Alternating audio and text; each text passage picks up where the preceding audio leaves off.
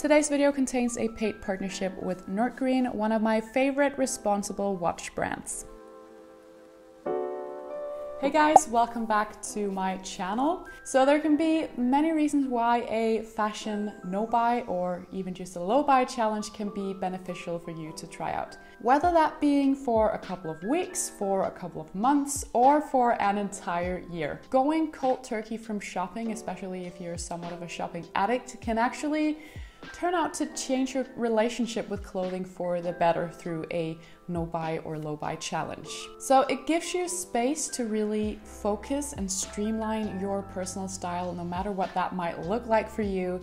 And you might also learn to let go of that feeling of guilt you often experience after shopping, especially if that includes shopping for items that you don't necessarily need or that turn out to not give you that joy that you thought they would. So first of all, it is a privilege to have a wardrobe full of clothing, and it's even more of a privilege to even decide to not spend any money on new clothing for whatever amount of time that might be. And so a no-buy or a low-buy challenge can really help you become more grateful for the things that you already have. So since it's the month of May 2022, that also means that I'm halfway through the challenge. And so I thought that it was the perfect timing to give you guys a bit of an update. So with that, here are 5 things that I've learned from doing a fashion no-buy so far this year. So one thing that I've definitely learned or kind of reconfirmed for myself this year is how accessories can really change the entire language of your outfits. So even though it's always been something I've always enjoyed incorporating different accessories, different kinds of jewelry and watches into my especially simpler outfits, it's definitely something that I've fallen in love with all over again through this challenge. So as mentioned, today's video is sponsored by Nordgreen, a Danish watch company that I've been supporting for quite a few years now. Nordgreen specializes in Scandinavian design, and through their business they also inspire awareness evolving around our planet and humanity. So with every watch sold, the goal is to put respect and responsibility for our planet on as many wrists as possible. With every watch sold, you get to choose a good cause to support as well through their Giving Back program. So I've been given the opportunity to try out their new Guardian watch, which is made from 85% recycled stainless steel. The watch has been responsibly produced, and every component of the Guardian watch comes from a responsible supplier that has signed Nordgreen's code of conduct and that is ready to offer full transparency in their actions.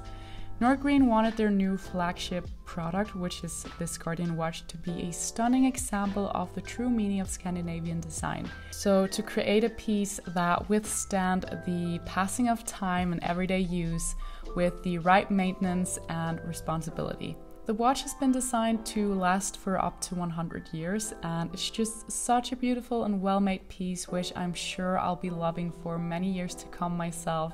And that's also why I thought Nordgreen was the perfect product to mention in a video talking about buying less excess stuff in general, because it's a great example of how you can make better investments for your wardrobe.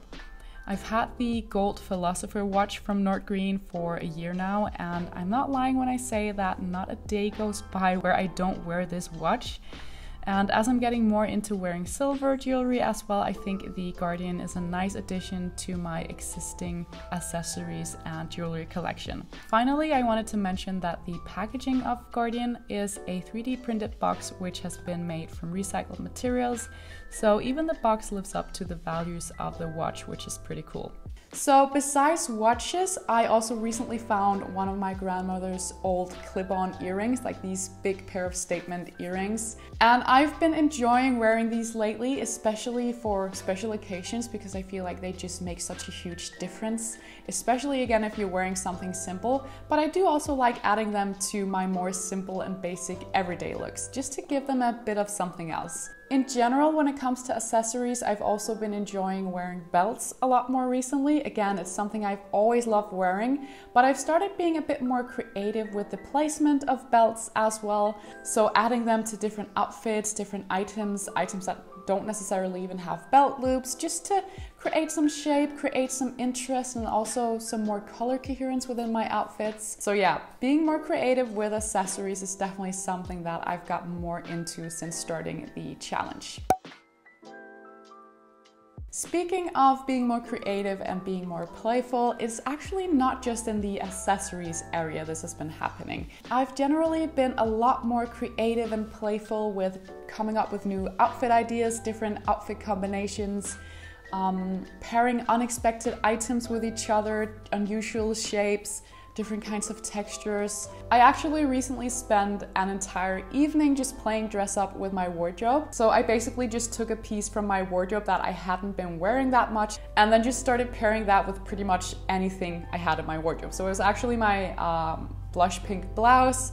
I took that and then I just started pairing it with pretty much any bottom I had in my wardrobe. So I find this to be such a fun way to have a bit of a shopping spree within my own wardrobe, but also just to give me somewhat of a style confidence boost, especially if I'm feeling tempted or if I feel like I'm starting to compare myself a little bit too much with other people and their style, which is something that sometimes happens. So sometimes I think it's fun to recreate outfit inspiration that I find on Pinterest or Instagram, for example, but other times it's also nice to just come up with something. Again, take a piece from your wardrobe, maybe a top or a bottom, and then just start pairing that with anything you have in your wardrobe. And through that little styling session, I definitely came up with some new unexpected outfit combos again, and I just took a picture of all of my favorites just to keep them for like future reference. So while I've always enjoyed shopping my wardrobe this way, I feel like the No Buy Challenge has definitely pushed my creativity a little bit further. And I think that's one of the beautiful things that will happen when you start constraining yourself, is that you will find more creativity basically. So while I was doing the little dress up session that I just mentioned before, I also found a little handful of items that I was inspired to alter. So pregnancy back in 2020, having a postpartum body, becoming a mom in general has definitely sort of changed the way that I look at my wardrobe and the requirements that I have for the different clothes in my wardrobe.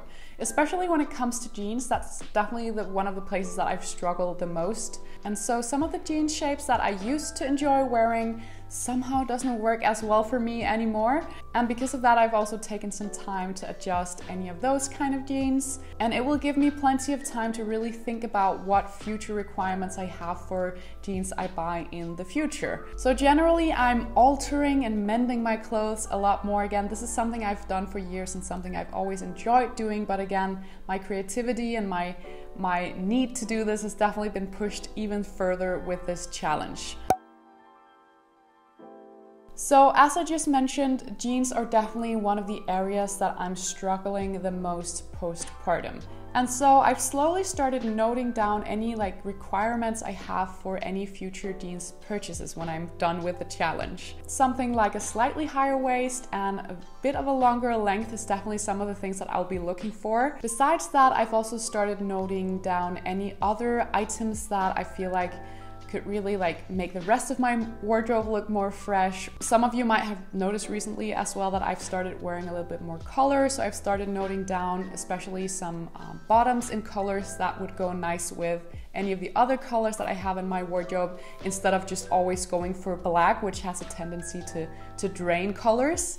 So while I'm curating this wish list, I'm not actually buying any of these things, which give me a lot more time to actually think about these purchases. So I might even discover by the end of the year that there are some of the items that I've noted on the wish list that I don't even really need. And so bottom line is that I am curating a wish list a lot more slowly and a lot more mindfully now than I might have done in the past, which I think is a great thing to learn from a no buy challenge. So I just want to ensure that anything that I buy in the future will of course suit my overall style and my taste, suit my profession and my lifestyle, but also make sure that they meet any requirements that I have for functionality and my new life as a mom. So even though there is definitely a handful of positive things that I've learned through this challenge so far. It's also been hard, and I think you'll sometimes find yourself falling into these traps, starting to compare yourself with others, not feeling like you're good enough. And in cases like that, I think it's nice to have like some things you can do to rely on to really pick yourself back up and reassure yourself that you are actually good enough and you have more than enough. So as some of you guys might remember from the challenge checklist that I made, and also when I started the challenge, I did allow myself to make one-to-one replacements. So if anything was like broken beyond repair, I was able to buy or replace that item. Basic things such as socks and undies were okay too. Receiving a gift from friends and family was okay as well. And then I also allowed myself to work with a small handful of slow fashion brands, because after all, that is a huge part of my job and it's something that I take great pride in as well. Being able to help spread the word about smaller, ethical, slow fashion brands is something I love doing. In order for me to do that, I of course need to test out these items from time to time. So even though I've not generally been buying any new clothes myself this year, a small handful of new clothes has actually found their way to my wardrobe this year anyway.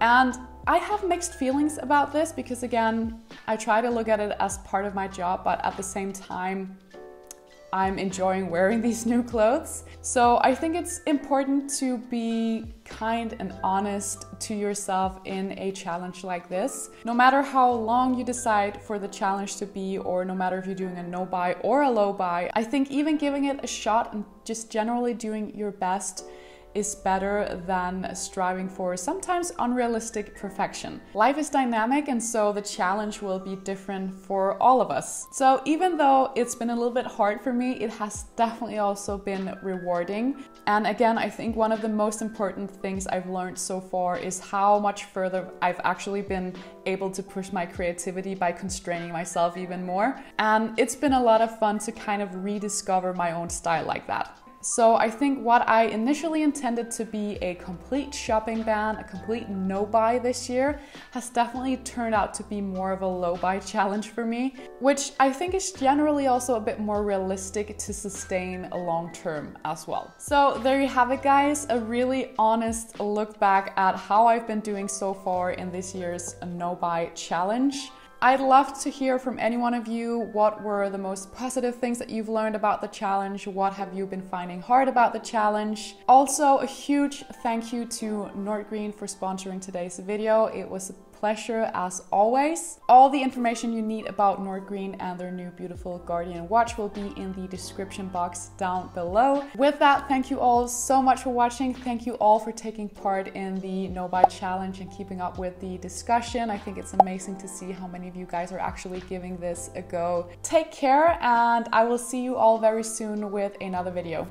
Bye, guys.